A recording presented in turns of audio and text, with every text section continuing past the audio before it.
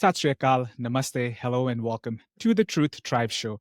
I'm your host, Ravi Tur, and today we will be talking about mental health, endurance running, and everything about life in between with a very special guest, Sachin Latti. Sach, welcome to the show.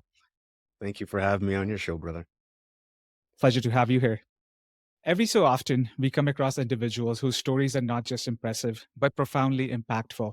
Such is one such guest. For nearly 2 decades, he has stood guard at the gates of our nation, serving diligently with the Canada Border Services. His 18-year tenure speaks volumes about his commitment to our safety and security.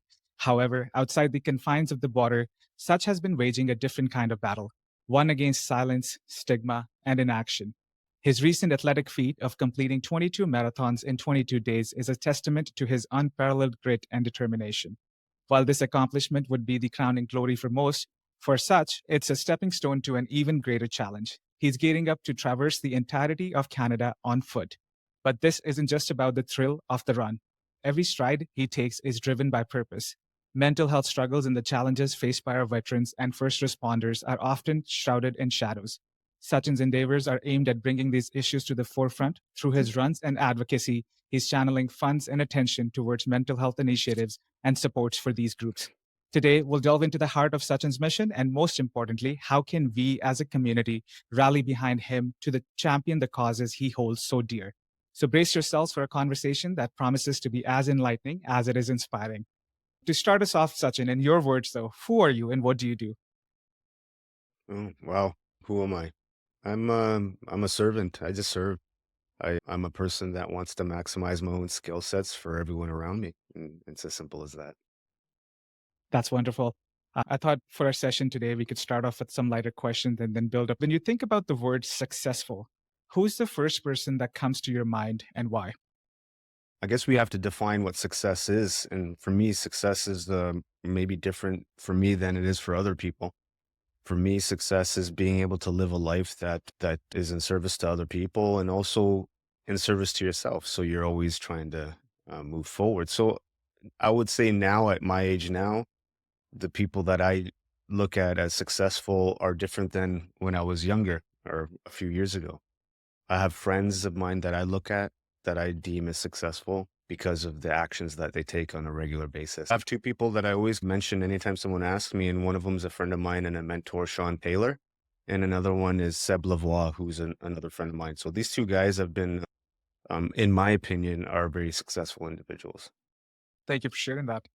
Your tenure as a law enforcement officer, I just wanted to get an understanding of what sort of sparked your interest in that. How was your tenure? If you can shed some light on that.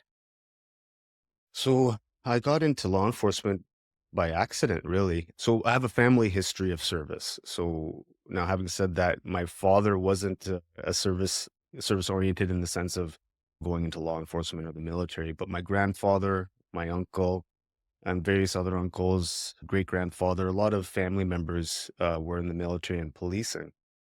Now, when my father, he was an engineer, so he was the only one from his family that left India, and he had left and got an education. So that was his way of doing things. Now, for me, I I was struggling a great deal for most of my life, I think, just trying to find what I wanted to do with my life and which direction I wanted to go in. And it came to a point maybe about 20 years ago after I got out of the military where I was trying to find what to do. And I just fell back into the law enforcement.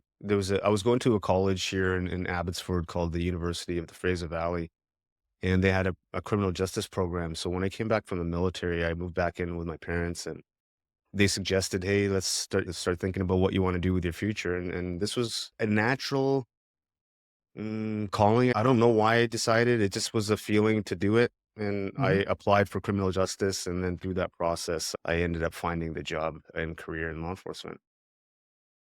Being a law enforcement officer, you get to see the inner workings of law enforcement. Now you're advocating for first responders and veterans. What are some misconceptions about law enforcement? That we're not people, Yeah. that we're not human. We're humans, right? We're people just like anyone else, and we are affected by things just like anyone else would be.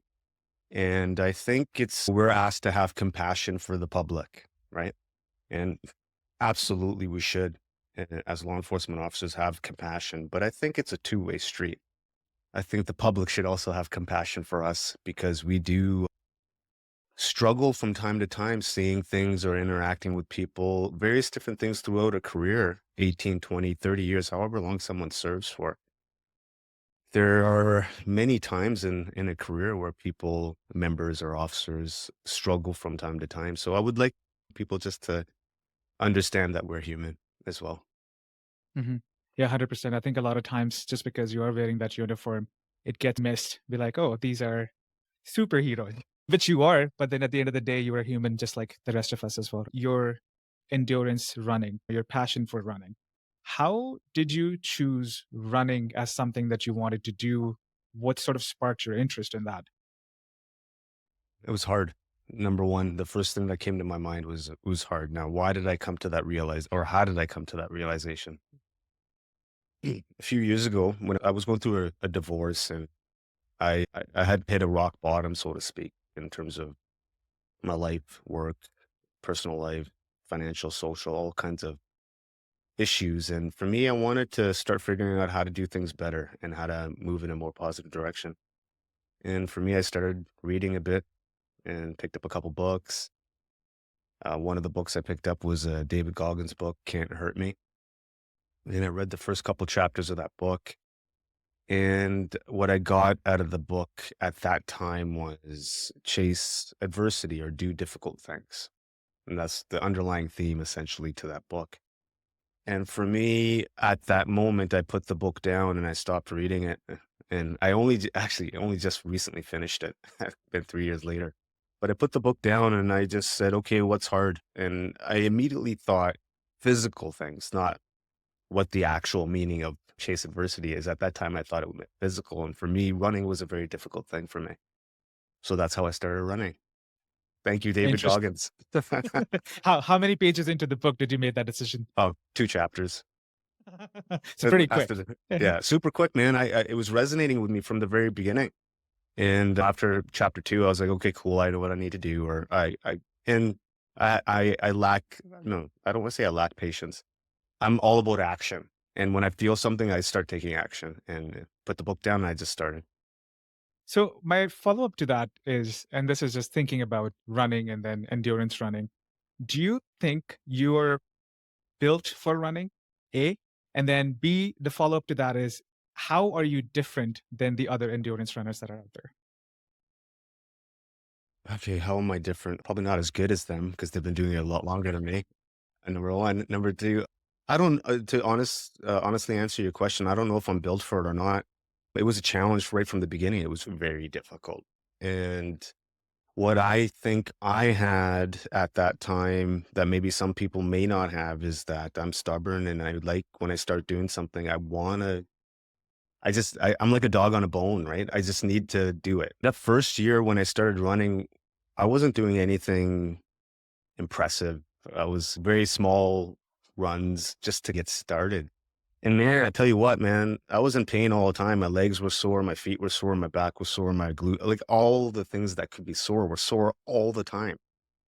But I guess fortunately for me, where I'm lucky is that I understand to a certain degree that those things happen when you're doing a physical activity. So I just would problem solve those issues rather than quitting.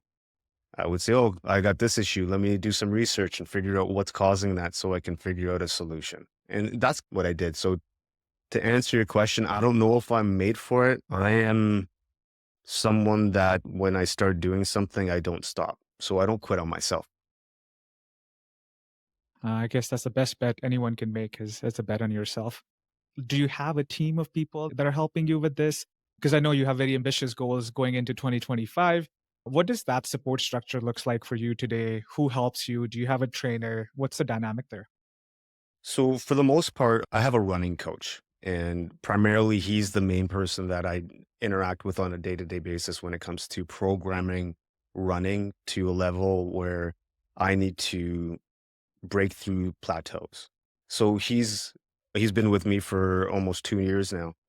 And I'd say been the constant throughout the 2 years. People have come and gone in and out. But for me, his depth and depth of knowledge when it comes to running is very helpful. So for programming things, Ron's been awesome. I've had a strength and conditioning coach from time to time, friends of mine a friend of mine, Jake, he would help out, kinesiologist, physiotherapy. But when I'm gearing up and training really hard, these people, part of my team, start taking more action. Whereas right now I'm in an off season part. I'm just taking it a little bit more easy, but my running coach is still present and still programming things. So the ancillary pieces, not all the time, only when I'm really getting after it. Hmm. So you recently completed 22 marathons in 22 days. That's an incredible feat from where I'm sitting. Can you give me a walk down of those 22 days? What went into the preparation? How was the mindset during those days? And what did that teach you by the end of it all? It took pretty much a year to plan everything, like from December of last year until August of this year. So planning is multidimensional. So from a planning perspective, I had to figure out planning for training and nutrition and recovery. So all these things are just basic sort of things that had to be planned out. And then on top of that, I had to figure out planning in the sense of, okay, marketing, fundraising, networking, creating something, building something, how many people to connect with, how many sponsors to get. So these are things that I really didn't have a great deal of knowledge in. So this was another thing that I had to start planning to do leading up to the date, August 5th. So there was a lot of that. And then once the run started, to put things in perspective, I had no clue what would happen. I've never done anything. I never did anything like this before. So you could only prepare so much. And I did all the things I could possibly prepare for and possible scenarios. And I did those things within training and stuff. But again, I'd never done anything like that before. So I believed in myself. I knew I could do it. But again, I didn't know. Mhm. So until I started the process, it then started unfolding as it needed to. Mike Tyson has a saying, everyone has a plan till you get punched in the face. So I got punched in the face day one Oh, of the 22 marathons. And so now having said that, how did I get punched in the face? Man, I started in Revelstoke, right? And the punch in the face was the severe wildfire season that we had in August. And as soon as I started, the smoke in those areas in the areas that I was starting in was extremely bad. So people understand when firefighters are fighting fires and when they're doing smoke jumping and when they're in remote areas in these forest fires, they're wearing masks and stuff so they can breathe and all kinds of stuff. In the first 10 days, there was so much smoke. There were warnings for people don't go outside, don't exercise, don't do all these things. For me, why did that give me a bit of hesitation or at least to consider? Because I had never done anything like that before. So I didn't know what was possible, what may happen, what may not happen. So I was feeling anxiety and stressed out. I was like, oh man, I don't know. What's this going to do? How is this going to affect everything? So the first day I ran, I thought I was fine. And by the end of the day, I was exhausted. It was so hot. It was probably like 37 degrees Celsius. On top of it, the smoke. And I was also excited and amped up so that my energy was drawn quite a bit on that first day. And the second day, I was extremely exhausted. I was probably not ideally set up to run that second day, but I did anyways. And again, I was starting to get messages from friends that I trust and respect, suggesting, "Hey, this is not very safe. Maybe you should think of some alternatives and try to figure out what you should do to mitigate some of the smoke that you're going to be entering." And for me, I was like, "Man, I don't want to do that. I want to do what I planned, and I planned it a certain way." And then roadblock number two, my girlfriend who was with me for the entire trip was also my support, and she was the vehicle she was driving her vehicle behind me to support my endeavor, and her car was having issues. So then it broke down the second day. So then I was like, oh man. So then all these different things started happening, and maybe a year ago or 2 years ago, these things would have probably ruined everything. It would have probably put me in a scenario where I wouldn't have had the understanding or the emotional capacity to navigate through it. But man, I'm extremely happy those things happen now because I figured out solutions to navigate through all the issues to make sure that I still continue doing what I needed to do. So what did I do? Car breaks down. We're in Revelstoke, second day. I'm supposed to run a marathon. Okay, now what am I going to do? Okay, let's find a gym. And I ended up finding a gym. One day I spent a whole day just running a marathon on a treadmill. And so for me, I shifted the priorities a little bit. So what the priority became was, okay, raise awareness, raise funds, and keep getting those kilometers in. At that point, day two, I didn't care where it was as long as I was getting the kilometers in. Mhm. So that's what we did. We spent 4 days in Revelstoke figuring out what was going on with the vehicle. Once the vehicle was sorted out by the fifth day, then we were like, okay, now we're running to Kamloops. So we just navigated and mitigated some of the issues by finding solutions to continue moving forward. That was the first 5, 6 days. That's pretty incredible. I have a couple of points here. So, first, how long was it taking you to complete your marathon in a day? Like, how many hours was that? So I was trying to maintain a pace between 7 minutes a kilometer to 7.5 minutes a kilometer because, again, I had never done this much running consecutively over a period of time. So I didn't know. I had a rough idea if I kept my pacing in that pace, I'd Mhm. be able to continue moving every single day. So the goal wasn't so much for speed. The goal was to continue moving forward. So on average, the fastest marathon was 4:45, so 4 hours and 45 minutes. The slowest was probably around 6 hours 20 minutes. So in and around 5 hours to 6 hours, in and around there on average. And that was good enough for me to be able to still get enough recovery for the next day and be able to continue moving forward. You mentioned the couple of obstacles that you hit, right, from day one, day two. How did you have the mental resolve to keep moving forward and just knowing that there's something better at the end of it?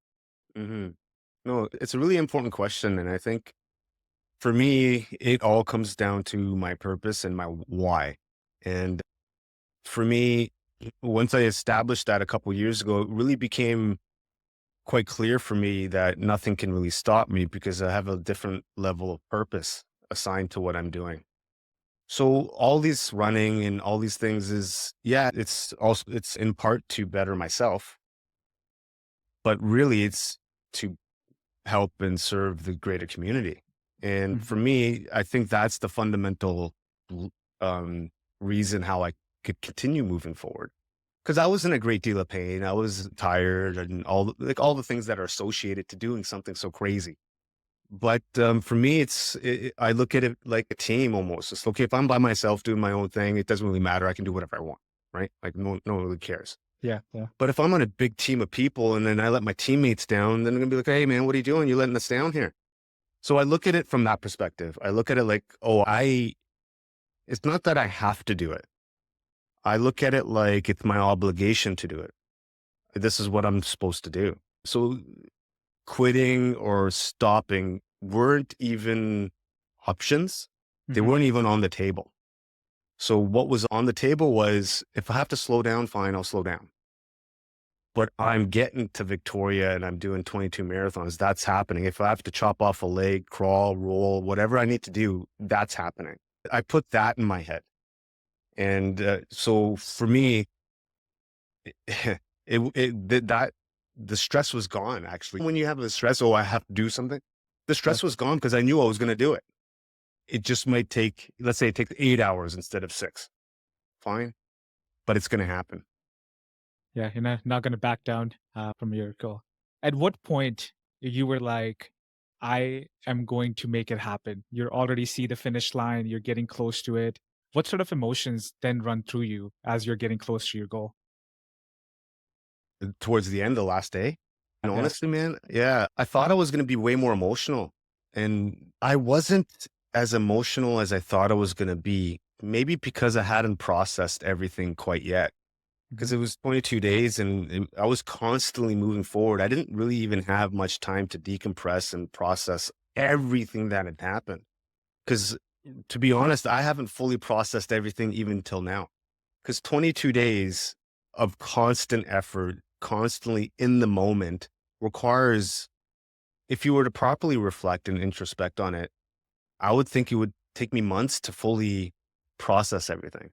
Now, Mhm. having said that, at the end of it, at the very end, I was received by the chief of Victoria Police and 12 of his officers. And that was pretty amazing for me because I didn't expect anyone to be there. I honestly don't expect anything from anyone to even give a crap about what I'm doing. So for me, it's very humbling to have the chief of police there and receiving me was pretty amazing. And so how did I feel? I think at the very end, I felt the best when I met a veteran who was there as well. At the very end of the run, I had just finished running 22 marathons, and the chief of police was there with 12 Victoria police members.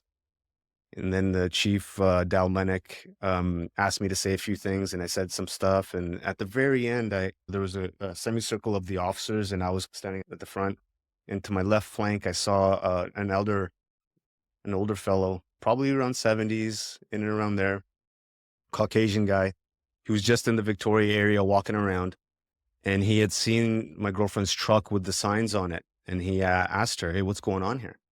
And so she explained to him what was happening, what I had just done and why I was doing it. And he was like, "Oh man, I have to say something." So then I saw him in the corner of my eye after I finished talking, and I look at him and he's raising his hand up. I'm like, "Yeah, okay, what's up, buddy? What's going on?" He's like, "Man, I got to say something." I'm like, "Okay." And I didn't know what was going on. I thought he was part of the police, but I didn't really have an understanding. And then he Yeah. started talking and it was amazing, man. He started saying that he had served in the Canadian Air Force in the 70s. And after his service, he then became a Toronto police officer and eventually retired after being a police officer. But through his service, he was diagnosed with complex PTSD. And you could, when he was talking, you could see some physical responses as to what he was talking about. And anyway, so he'd said that he'd served, and he said that he basically said, "Hey, I want to thank you for what you have just done. It's amazing. I can't believe what you just did. And this kind of stuff helps me and everyone else." And he went on to say a lot of very nice things. And for me, I don't want to say hard. For me, it makes me feel awkward when people say super nice things about me. And I almost want to have them stop. So when he was saying all this, I wanted to just let him know, "Hey man, that's all great. But the reality is I told him I want to thank you because you've served." The guy's 30 years ago, 40 years ago, spent most of his life serving the community. And through his service, he acquired a condition that affected him. So I think he also should be thanked for what he's done and the Mhm. sacrifices he made. So I made it very clear. So for me, that was the highlight of the entire thing. What an incredible story and lots of good tidbits in there. Would you categorize that moment as one of the top moments of your life, your career, or is there something that tops that off? I'd say for the 22 marathons, it was the highlight for sure. Okay. Because the reason why it was the highlight, that the whole point I did it was for him. Hmm. So at the very end of the run, the person I was doing it for was there. Yeah. So it almost puts it in perspective, the whole journey. It was Yeah. amazing. That is awesome. And yeah, you should get used to hearing nice things about you because you're only going to get more of that coming in Yeah, for well, yourself. yeah, I don't know, man. I'll do my best. We'll see what happens. For sure, for sure. Talking about the physical exertion on the body while you're doing something like that, what kind of toll does it put on your body and how do you recover? What sort of frameworks, policies you have in workplace? Mhm. Yeah, so for doing something like that, obviously requires a great deal of training to build the body to a certain level to where it can withstand the punishment over that much time. Hmm. So all of last year, actually, sorry, all of this year, I'd been training. I've been training full time.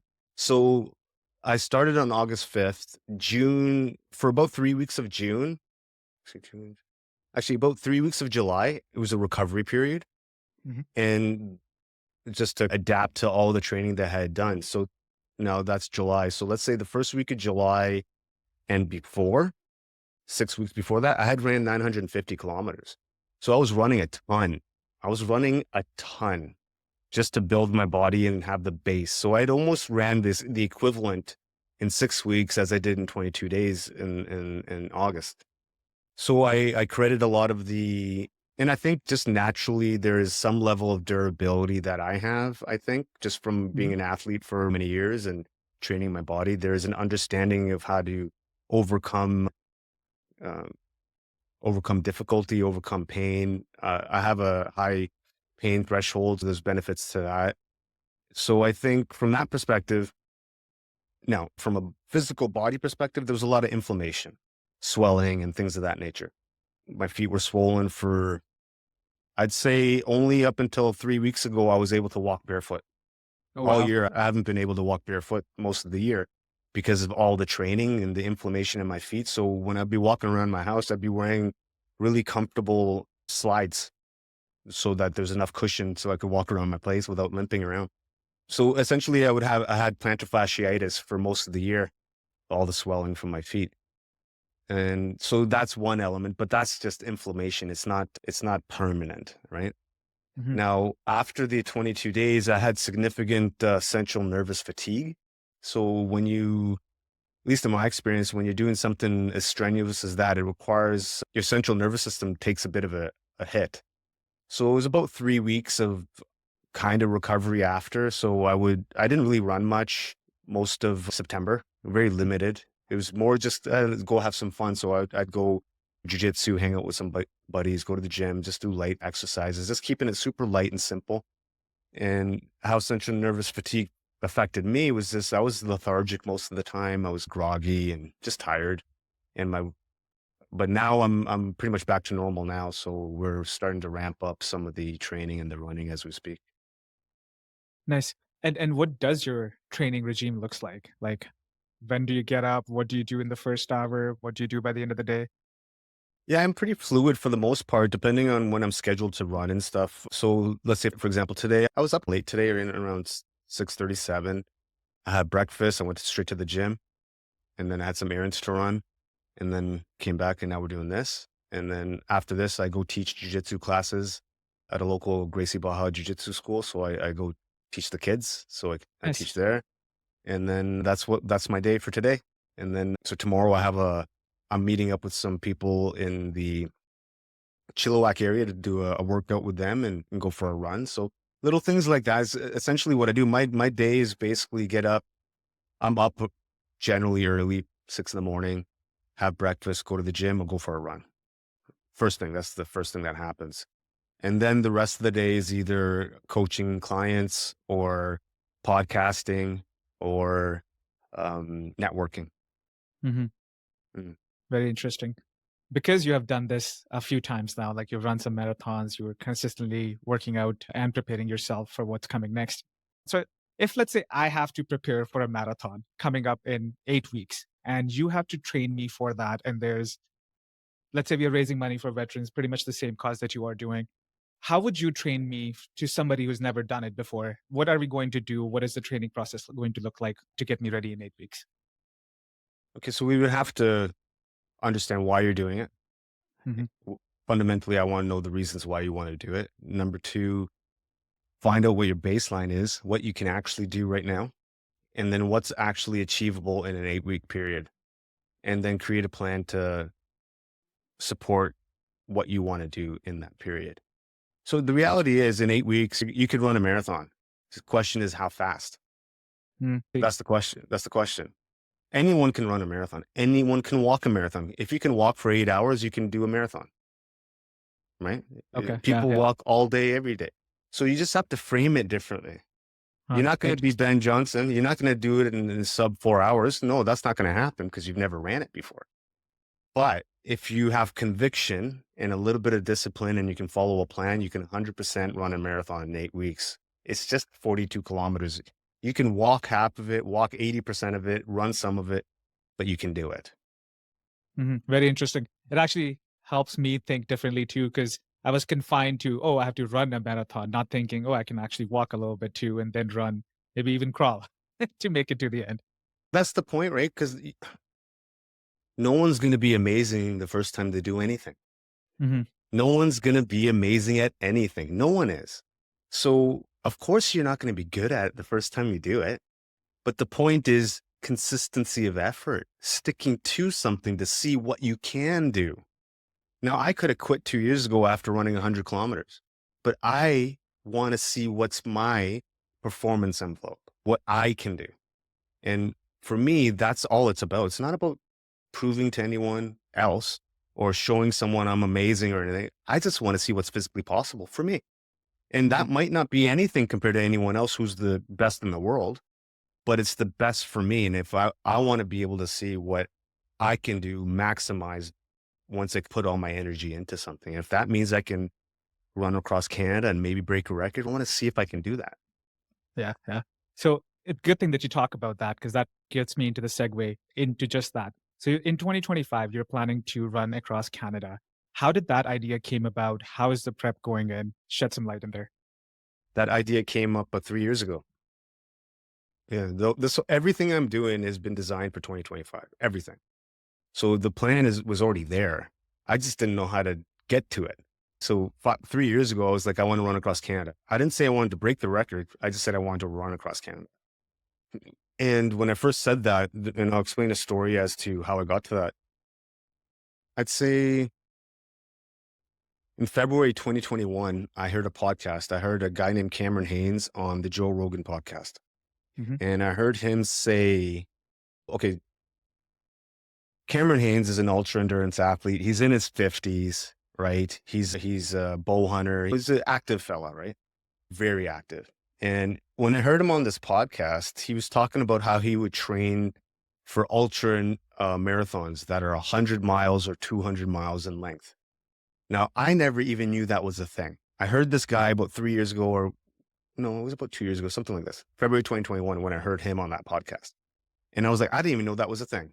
And then I heard him talking about how he would train for a 200-mile race. And he would say that he would run a marathon every single day to train for it. So a marathon is 42 kilometers, 42.2 kilometers. He was working a full-time job. So he would run 21 kilometers in the morning, go to work, and then run 21 kilometers again after work. So I heard this, and this man is in his 50s. And I was like, what? I didn't know that was even I didn't even know people could do that. I didn't even Yeah. know it was humanly possible. So that's what happened. I got curious. And as soon as I got curious, I started asking questions. And as soon as I started asking questions, I started diving deeper. And then I started trying to figure out how to do that because I was like, I want to do that. How do I do that? Because I wasn't even close to being able to do that. I was like, I want to do that. So then I just started setting challenges and goals for myself. Constantly setting challenges and goals, constantly. Because by setting those challenges and goals, yeah, who cares if you achieve the goal, man? But the process of going through the thing to achieve the goal is where all the gold is, right? Because you're Hmm. learning so much. So for me, I set a goal for myself. So, okay, let me figure out how to run half a marathon every single day, which is 21 kilometers. So after hearing that podcast, I was like, okay, let me set a plan. So I created a plan for myself. In 10 weeks, I want to be able to run 21 kilometers every single day. So I started at 11 kilometers. So every single day I ran 11 kilometers. And then each week after, I would add a kilometer to it. So after 10 weeks, it got to 21 kilometers.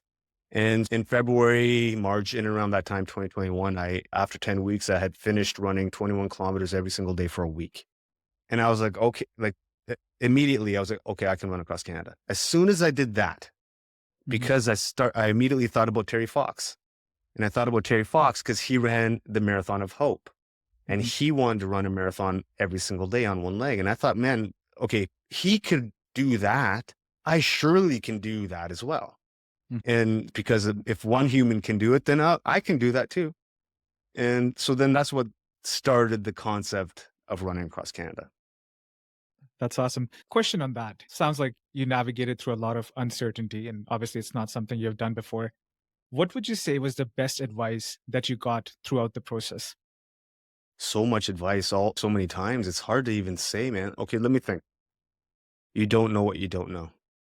So be humble, be open-minded. Because at the time when I first started a lot of stuff, I thought I was pretty badass. Bodybuilding, jiu-jitsu. Yeah, it's not that big a deal. I can do a lot of things. And I hadn't entered this space yet. I had done a lot of things on my own. I ran 100 kilometers on my own. I raised 21,000 on my own. No one helped me. So I Mhm. thought, oh man, this is easy. Mhm. How hard is this? Not that hard. I Yeah. just started it and I did it. Until I started entering where all these other people were doing the same type of thing. And I ended up doing a race in 2022, in April 2022 in Salmon Arm. It was called the Backyard Ultra. It's basically a 6.7 kilometer loop, like a lap in the Mhm. trails. Yep. And you have to do that within 60 minutes. And if you make it within 60 minutes, you just keep going until you can't. Oh, wow. And Yeah. So people run for 30, 40 hours, just keep going. And I had never done anything. I'd never even done a race. Forget about ultra marathon. I hadn't even ran a 5 kilometer race before. Like I registered for all these things and I was like, how hard could it be? My ego was like this. Yeah. It was out of control. And as it was at this time I was talking to my friend Sean Taylor, who a friend of mine who helped me or at least mentored me in certain areas. And he understood the ultra endurance space because he himself is a ultra endurance athlete and he's a former tier 1 operator, special forces, JTF2. And so he understands human performance. So he knew I was going to get my ass handed to me, but he didn't say anything. He wanted me to experience See it for the, yourself. Yeah. yeah, he wanted me to experience the failure and be stung by it because my ego was out of control. I was like, oh man, I'll crush it. I'll be okay.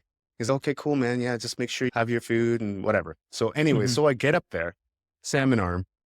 And so I had no clue. I get there and there's all these people there. They're setting up like pit crews because you're running for hours and hours.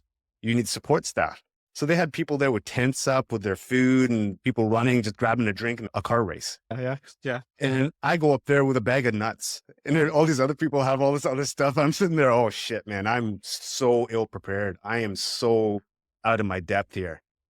And that was a rude awakening, man. I made it maybe, I don't know. I think I ran 40 something kilometers. It was very humbling for me because it was so out of my element. But it's what I needed because then I came back home and I objectively looked at all the things and I thought, yeah, I clearly don't know what I'm doing. I need to start learning some more. And that's what Mhm. started the process of learning more. So that's awesome. That's an excellent story, and I love the message there as well. As you don't know what you don't know, so you can prepare all you want, but you have to be prepared what might come your way. Mhm. Mental health piece and the physical and mental health. Now, that's one of the causes for which you are raising money as it relates to first responders and our veteran. I have some numbers that I want to shed some light on, and I think it helps to understand why what you're doing is so important.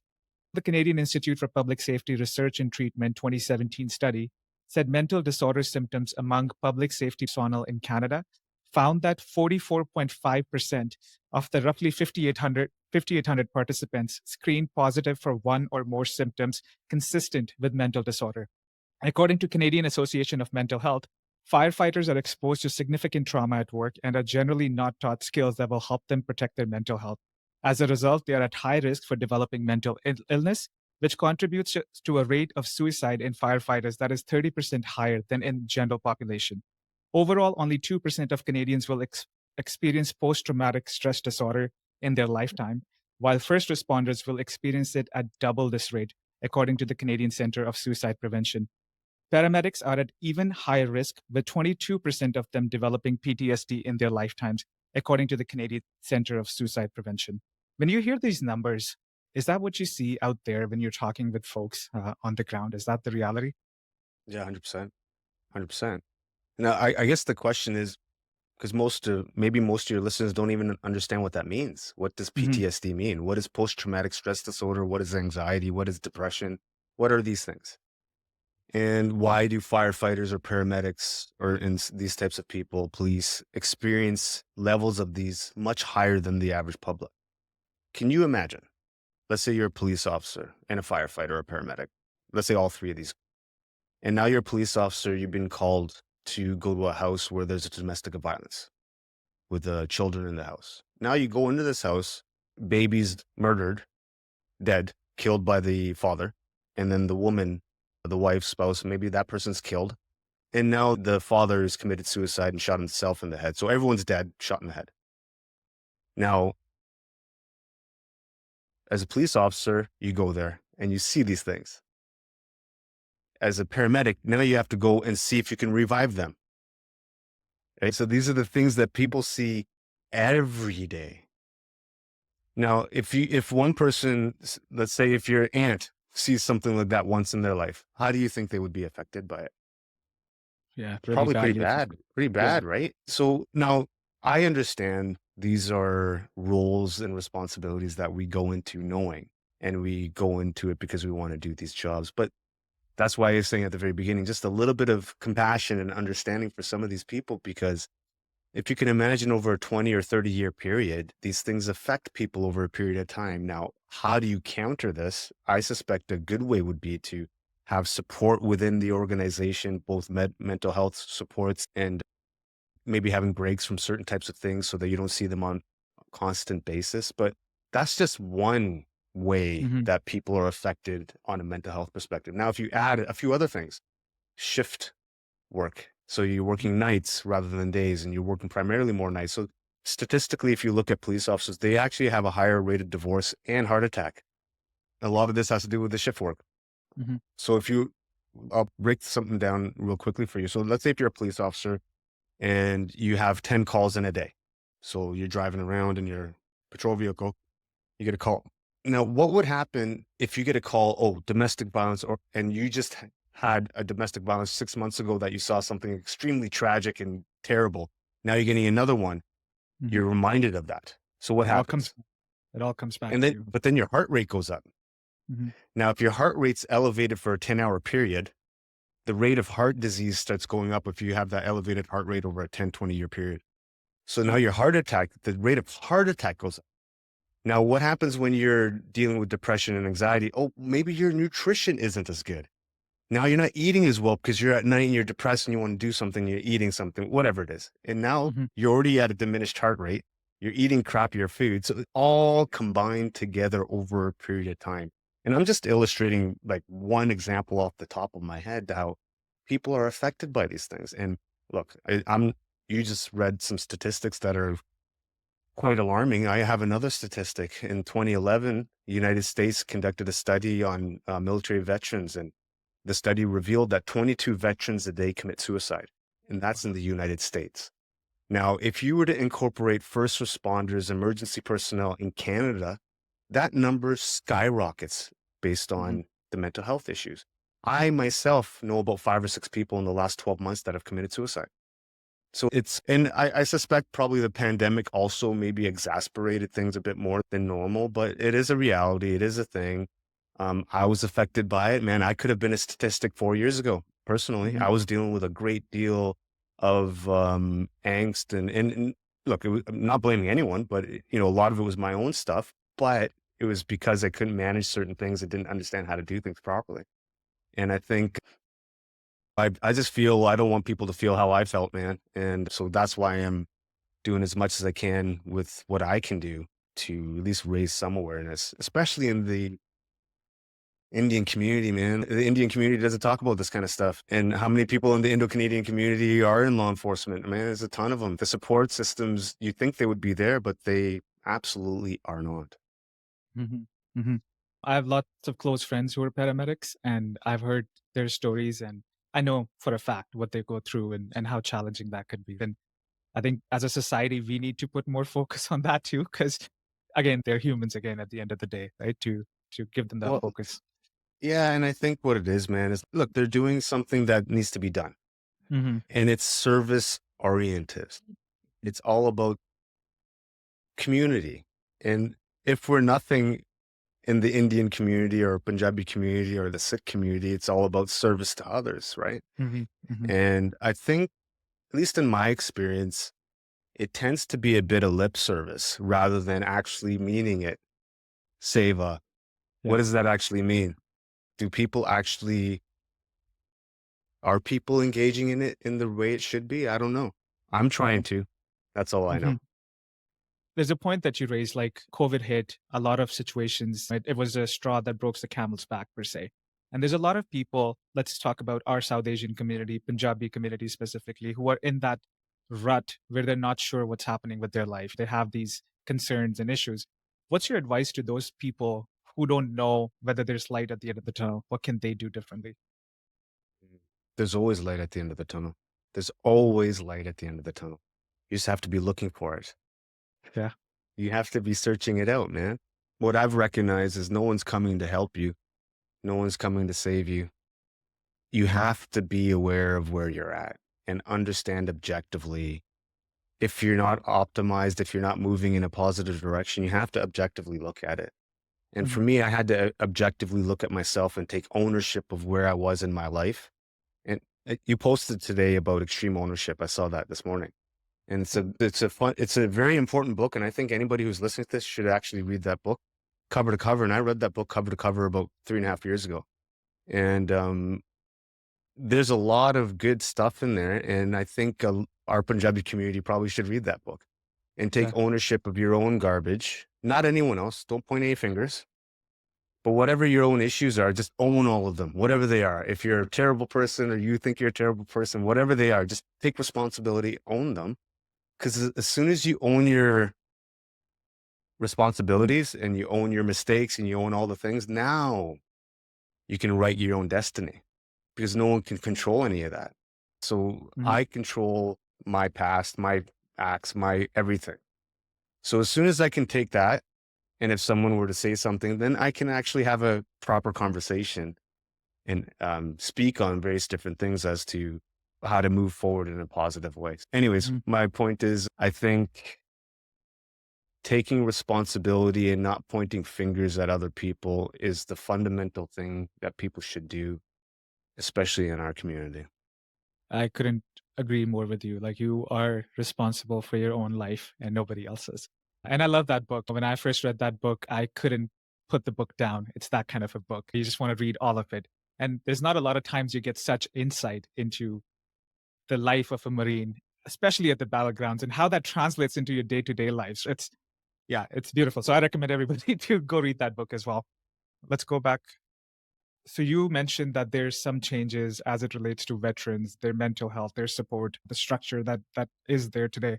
If you were to suggest a few changes, the top three changes that need to be made in terms of what kind of support and services we offer to those veterans and first responders, what would those changes be and why? Good question. Some solutions for that, eh? Look, Exactly. yeah, I think organizational is one. So if you're within an organization, the organization has to have systems in place to ensure that individuals are being supported in the way that they need to. And I think agencies and organizations are starting to move in that direction now. They are still a little bit lagging in certain areas, but I think they are intentionally trying to move in that direction. Now, Hmm. how long does it take to create those things? That's another thing. But Yeah. I think they are trying to move in that direction. Number two, I think, again, it's our individual responsibility to be aware of what's happening in our own lives. Hmm. And if we're not optimized and if we're not moving in a positive direction, trying to figure out what pieces are required to make sure that happens. So for me, when I started really struggling, first thing I did, man, or one of the first things was get a counselor, get a therapist, get a psychologist. And for me, I think having a psychologist was very helpful. And so that number one. And then another thing that's very helpful, at least that helped me while I was dealing with my own issues, was trying to find like-minded individuals so that I didn't feel like an outcast or a strange person or a weirdo or whatever. And I think it's really important to be able to find, look, when I say like-minded people, I'm not saying people that are running 100 kilometers, but people that can understand what you're trying to do and understand that sort of perspective and are moving in that direction in some way. Hmm. I think that's very helpful as well. So I think organizational support, I think individual person understanding who they are and how they function, and then trying to find like-minded individuals to be able to help or at least normalize things around them, if that makes Hmm. sense. Yeah, no, 100%. It sure does. And I especially really resonate with the last point that you said is to surround yourself with like-minded people. I've been in position where I have to let go of some folks in my life due to either they were not serving me or I wasn't serving them. Either way, it Mhm. wasn't a good partnership and it had to end and you have to let it go. No, you too, man. And look, I can relate to that too, man. 18 years in law enforcement. I don't know if I speak to any of my friends really anymore. Like the friends that I created over 18 years, not because good, bad, nothing. I'm on a different trajectory now, and I need to be around people that are sharpening my blade and I'm sharpening theirs. Mhm. And as long as there's a synergistic benefit for me and whoever I'm connecting with, man, that's all I'm thinking about now is just forward momentum, forward trajectory, keep moving forward and trying to impact as much as I can. Yeah, 100%. It's like when you see what good looks like, you can't really go back to the bad. No, no, man. You can't, man. You just can't. And I got ruined, man. I met two guys that are super good buddies of mine, Sean Taylor and Seb Lavoie. And both of those guys are pretty epic as it relates to how I like to think about things. And once I met these guys and started talking to them and understanding certain things from their perspective, I was like, okay, I'm good, man. I've already found the type of people I want to hang around. And then so this kind of moved in that direction. And it's a very it's a very good feeling to be able to find people that you can relate to. And when you like for me, depression really it really takes its hold when you feel like you can't relate to anyone and you feel isolated and alone. Mm. A lot of people feel that. And I'm no different. And I think being able to connect with like-minded people really is the antidote to depression. Hmm. And yeah. Yeah, it really is. At the end of the day, all we're looking for is acceptance, right? In our groups. And Mm. we find it from the people we associate ourselves with. How was your childhood growing up? How was those initial days? How has life changed in Canada now as compared to when you were growing up? Oh man. So my parents were Punjabi. My mom left India when she was about 11 or 12, went to England. My dad left India when he was about 19, went to England. My dad got his university education in England. He was the first one in his entire family to get an education, like that kind of education. Yeah, yeah. My dad was also got a master's in electrical engineering back in the University of Wales, Cardiff, probably, what is he now, 80? So I don't know, 60 years ago. Yeah. So he was probably the only person of color that at that time in England that was getting a Wow. master's in engineering. So I grew up in a family that had some standards, that had a vision that was strict, but not as strict as some, and stricter than others. Fall right in But between. yeah, but how was it? I was born in London, Ontario. I have an older brother. He was born in England, so my brother's 3 years older than me. We grew up in London, Ontario, and then from London, Ontario, went to Toronto. And typical 40 years ago, 45 years ago, not that many visible minorities, bullying, and all these types of things. But my dad was a very strong person. So he would instill in both my brother and I, as anyone, and this, I'll share a story. Should illustrate how my father would Love the stories. suggest how he should suggest it. So I have an older brother. My brother's a savage. I think I know My who your brother, brother is. So we'll get to that in a little bit. yeah. So he used to get his ass kicked all the time in grade school because he was the only brown kid, and he was going to a Catholic school at the time, I think. And I was younger, so he was probably, I don't know, 10 or something, maybe 8, 9, 10, something like this. I can't remember exactly. But he was always coming home crying because he would get his ass kicked all the time. And my dad eventually was like, what's going on? Why you keep crying? What's happening? What's going on at Mhm. school?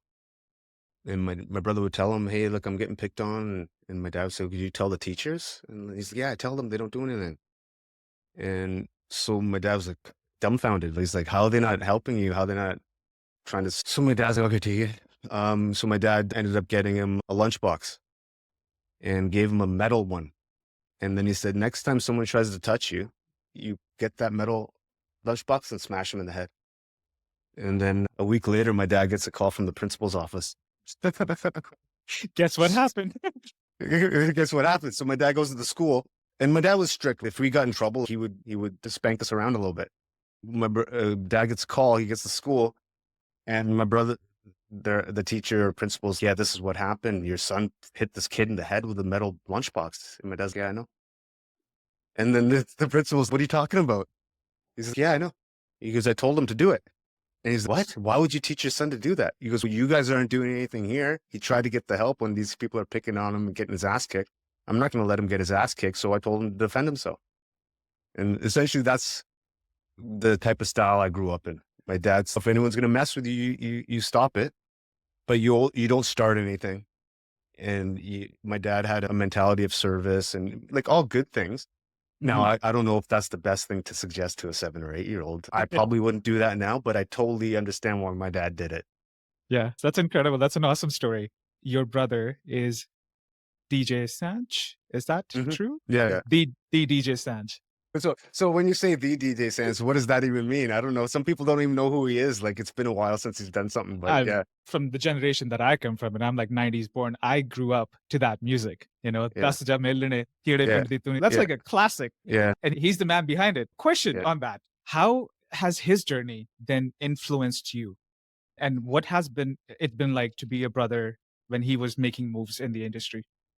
Yeah, he was a big deal, man. He was actually a pretty big deal. And he had done a lot of things and he was pretty prolific. And made a pretty big dent in the music scene, Punjabi music scene for sure. So for me, I didn't really know what I wanted to do with my life, right? I had Yeah, yeah. so I'd follow him around. I would do stuff with him and stuff. And I was a heavy drinker and I was just a lost person. So I personally don't think it was actually good for me to be around that environment because it wasn't natural for me. I had my own issues and I'm a little bit socially, I'm a massive introvert and socially a little awkward from time to time. So how did I function in those environments? I get blasted. I drank, get hammered.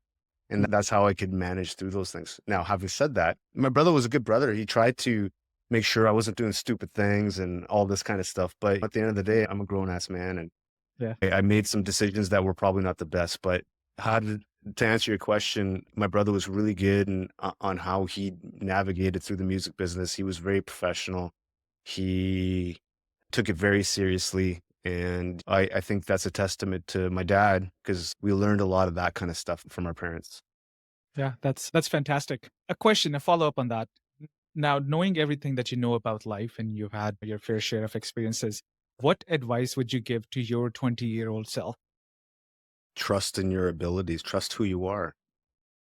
Because I didn't know who I was. I always looked to other people to, oh, can you help me out? Tell me what I should do.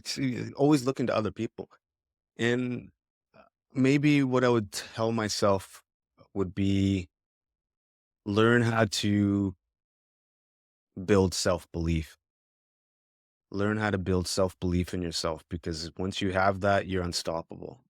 Mhm. Once you believe in yourself to a certain level, like I feel now at the age I'm at now, the only limitation I have is my imagination. And I think that's important for people. I think people should only be limited by their imagination, whatever that is. And I would try to speak to my 20-year-old self by trying to illustrate that or pass that information on. Lovely. Yeah, there's this quote that comes to my mind is don't underestimate yourself and overestimate others. Because I think Mhm. we're all guilty of that. We sell ourselves short, and it's just that change in mindset that we all need. So It wow. is, man, and I think it's super, man. I'm really hopeful that my experience can illustrate a few things for some people because I wasn't special or anything. Like I was just a guy floundering, just mucking around, just barely keeping my life together for most of my life. And I came to a point in my life where I was at a crossroads and I just made a decision. Yeah. I made a decision to work my ass off and see what happens. And I wanted to experience life and not endure it. I Mhm. wanted to enjoy it. And that's what I'm doing. That's all Mhm. I'm doing now. And now I because of that consistency of effort, I've gotten to a place where I'm like, "Oh, wait a second, I can maybe do something now." Mhm. Whereas where before it was just like I'm going through the motion, but now after running those 22 marathons, I'm like, "Oh, okay. I think if I keep on this path, a lot of cool things will happen over the next couple of years." So Yeah, that's where yeah. I'm at, bro. It's like you're onto something, right? And when you feel It's that, you're like, I'm onto something now, right? yeah, I'm Need on to run the with it. yeah, yeah, and how does one realize if they're onto something or not? You take a look at the last 12 months and see if there's a delta, and if the delta is in a forward motion, then you're on the right track, Mhm. and then Mhm. that's it. So again, another thing that my friend Sean Taylor suggested to me because I used to beat myself up a lot. I used to do all these things, and he'd be like, "Look, man, just look at the last 12 months, and if you're ahead, then you're on the right track." Mhm. And that's all you have. Instead of staying in the moment, oh man, I'm not doing enough. I'm not doing enough. You should always be pushing yourself, but from time to time, reflect on the last 12 months of your life. And if you've achieved certain things and moving in the right trajectory, just keep moving and do the same thing. Mhm. So, how do you want yourself to be remembered? What do you want your legacy to be like? Man, I don't even know, man. That's like an epic question. I don't even, that's for someone like that's for someone who's much more important than I am. But you're asking me a question. Let me think if I can even answer it. So, what I want to be doing over the next few years is to continue working hard, continue to push myself to levels that I've never been pushed before. And I want to continue showing my daughter what's possible. Mhm. And through that, show everyone around me what's possible. My friends, my family, and by extension, social media.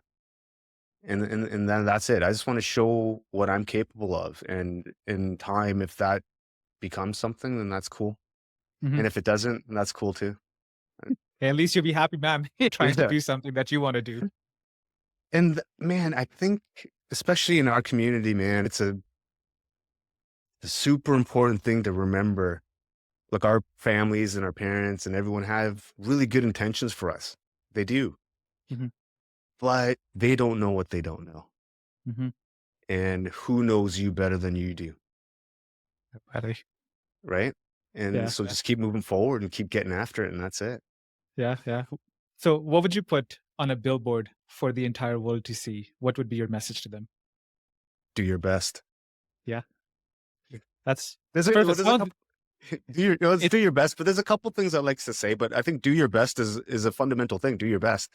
Another thing I like to say, I have all these different slogans and mantras that I repeat to myself from time to time. And a lot of them have to do with pursuing betterment.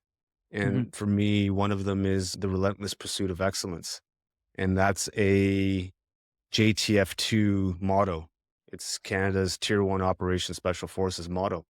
Mhm. And yeah, relentless pursuit of excellence. And that's not a bad thing to have. And another one that I love saying, and it's super cool, it just flows real nice, facta non verba. And that means deeds, not words, actions, deeds, not Uh, words. So these are things I say to myself all the time when I feel like I want to just not do anything. I'm like, okay, facta non deeds, not words. I can't be talking it. I have to live it. I have to lead by example. I have to do the things that I want to be. I have to do the things that I believe I want to follow. So if someone's mhm. doing something, I want to follow them, then I have to do the same thing too. So leading by example. Anyways, I've said like 10 different things. I hope one of them rings Yeah, true. yeah. All of them rings to me, and I'm sure they will ring to the listeners as well. And I definitely love that. So, when you're not running or not thinking about running, how do you disconnect and how do you stay mentally fresh? Yeah, you know what? For me, that's something I'm still trying to work on. Yeah. Because look, I'm not perfect, man. I obsess a great deal over what I do. Mhm. And it's almost hard to divorce myself from the fact of what I'm trying to do. It is me, everything that I'm doing. So it's finding that disconnect. I'm still trying to figure that out. I'm working towards that. And I think Yeah. I'm in a place right now where there isn't much balance because I think I'm at the place now where balance is not required. Mhm. And I think maybe in a year or 2.5 years, then I'll start seeking out some of that balance. Because sometimes, look, to achieve anything, I believe you can't have balance. You Mhm. have to really get after things. But that is unsustainable over a period of life, right? 100%. So at some point, ask me that question again in 2020, was it summer of 2025? Maybe I'll start seeking out some balance. I'm going to make a note on that. But no, I 100% agree with you on that. It's like coming back to the point of when you're onto something, you don't really want to slow down because you're onto something. And I can relate to that, like with my little bit of podcasting journey in 2 months. When I figured out I'm enjoying it, do I really want to slow down? No, I actually have the momentum to do something. So why would I want to take my foot off the pedal? So, Exactly. And man, you should be turning that dial up to 30 out of 10. Forget yeah. about turning it down, turn it even higher. Because if you're onto something, man, you're doing something cool, you're engaging with cool people, you're learning something, other people are learning from you. It's a benefit not just to yourself, but to other people. And that's freaking legit, man. It's awesome. Mhm. Yeah, no, go swinging for the fences. That's my goal right now. So, my next question is in terms of the support from the community, how can we collectively support your causes? Where do we go? How do we march along with you? So I have all the platforms. I have a website, Instagram, TikTok, Facebook, all these things. But I think the number one way people can support what I'm doing is follow on Mhm. Instagram, follow on YouTube, follow on all the platforms that I have. If you see anything that you believe is noteworthy, share it, tell people, explain to people what we're doing here. My goal is simple, but not simple. Yeah. I want to play a small part in trying to galvanize as many people as possible together around a common goal, which is mental health. Mhm. And I believe the mental health crisis that we have now is similar to what Terry Fox was dealing with in the early 80s when it came to cancer. Mhm. But I think our cancer is mental health. And Mhm. so if I can follow in Terry Fox's footsteps in 2025 and raise as much money as possible by running across this country and raising awareness for mental health issues for people across this country, man, that's all I want to do. And that's the vision, that's the goal, and that's the plan. That's awesome. More power to you. And there wouldn't be, I think it'd be beautiful because you're not just running for yourself, you're also representing a like a whole community, like a color of this particular group. If the community can come together and support what you're doing, I think there wouldn't be anything like that. More power to you. Yeah, and listen, man, I think the way to do it is how we're doing it right now, right? Like Mhm. it's the community. Look, there's the law enforcement community gets affected by mental health, veterans, first responders, Indo-Canadian community. There's so many communities that can really support what we're doing. And look, if anything else, I'll be the first Punjabi to ever run across this country. That's for me, Something. that's not it's for me, it's not a thing that I care about, but some people will absolutely care about that. Mhm. And I think there are times there when I was growing up, I looked up to Terry Fox, man. And it was super cool to be able to be inspired by someone like him and as legendary and as great a Canadian as him. And I think nowadays kids might not remember as much Mhm. because the generations are starting to that was 40 years ago, man. Like my daughter, they do Terry Fox at school, but they don't quite understand what's going on. Yeah. And then in another 20 years, what happens? In another 20 years, what happens? I believe we need to keep continuing to do these types of things so that we can continue having people understand that we can come together, run across the country or whatever it is for a common goal. And if I can play a small part in that over the next 10, 5, 20, whatever, how many years by showing some of these younger kids, hey, man, you can do the same thing too, then one more story actually that just came to my head that I thought of right now. So I've been speaking at some high schools over the last 2, 3 weeks, right? Mhm. And just sharing some of my story and goal setting and the importance of goal setting. And and the high schools have been in the Vancouver area. And for me, it's my first time ever speaking at a high school here. And it was about 4 weeks ago, the first time I spoke in front of a high school. It was about 300 grade 8 students. And I was floored when I saw them come off the bus and saw them all. 95% of them looked like us. Mm. And Yeah. now why is that? Why did that floor me, man? Because when I was growing up, no one looked like me. And not that I don't want to say that in a way that it matters to me. It doesn't matter to me. For me, I don't Mhm. care. Mhm. But the kids nowadays, I think, care about that stuff. Mhm. And I think I never heard of anyone that looked like me that was doing the kind of stuff that I'm doing. Yeah. And there aren't very many people when I go on these trail runs that kind of look like me. Yeah. They're pretty much a certain demographic of people. Mhm. And I think it's cool to be able to expose another generation and a group of people to something that's as difficult as what I'm doing so that they can maybe be inspired to do something just as difficult. Yeah. I love that story. And I think you're on the right track. And there's just more immigration happening in Canada. There's more immigrants coming in. I feel like it's not like we don't have role models, but we need Mm, to identify those role models within our communities. And that's where a platform such as this and others have the same platform is like bringing out those people from the community and talking about what they're doing, the incredible work. When I first came across what you were doing, I was like, wait a minute, we have a Desi David Goggins. I, I, I literally lost my shit. I'm like, what? Wait a minute. I have to look into it. I was so amped up about it because yeah. it's so different than what anybody else is doing. The cause that you're running for is brilliant. And we need to have more discussions about mental health. It's a real issue. Look at your story. There's many stories just like that, right? So it's not just made up stuff. It is Mm. within the society, right? I think there's a lot of good points that you touched on. I think it's my pleasure and honor to sit with you today and just to pick up your brain and how you work. Just one thing I wanted to check here. You mentioned goal setting. How do you do goal setting? What's your policy framework? How do you go about that? I believe people should be setting goals all the time.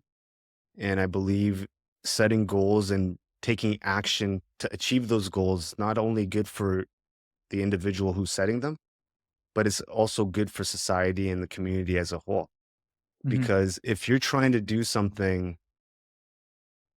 that, okay, let's put it in a perspective of, okay, let's say I want to get this role, this job, and this job is the job I want, it's the job of my dreams. That's your goal. You want to get it. Hmm.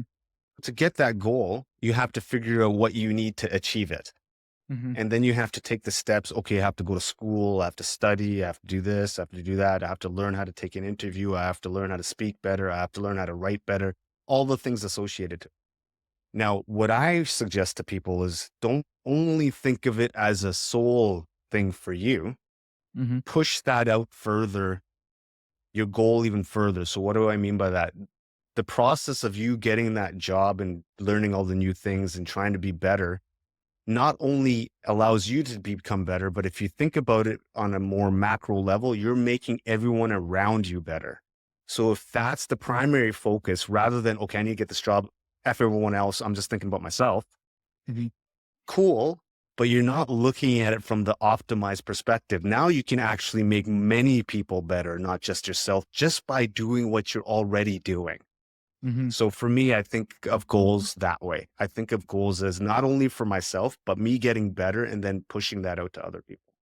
That's excellent advice. And I think all of us can use that in our day to day lives. It's been a pleasure sitting down with you here and just chatting with you. I feel like I can keep on going. There's still so much stuff that we have to uncover, but we will do it again. I'm not Yeah, going for sure. anywhere, and I'm sure you're not going anywhere. Well, Um, I want to drop something real quick. Yeah, absolutely. We'll definitely do this again. I'll be also joining someone in the future as a co-host to a podcast as well.